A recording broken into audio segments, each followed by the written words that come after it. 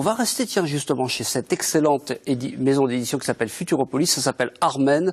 C'est l'enfer des enfers, on appelle ça. C'est dû à Emmanuel Lepage qui a fait ça, texte et dessin, et qui nous raconte l'histoire de la construction de ce phare qui se situe au large de l'île de Sein, vous savez, sur ce fameux chemin, la chaussée de Sein, sur laquelle venaient s'échouer des tas de bateaux. Et puis, au bout d'un moment, ils ont dit non, c'est pas possible, c'est un massacre. Il faut qu'on érige un phare à cet endroit-là. Sauf qu'il n'y avait vraiment pas d'endroit du tout. Il n'y avait pas de pierre. La construction était une épopée. 14 ans. 14 ans sur un 100 mètres carrés, vous imaginez, c'est vraiment tout petit 100 mètres carrés, et sur 4 mètres de hauteur au-dessus de la mer.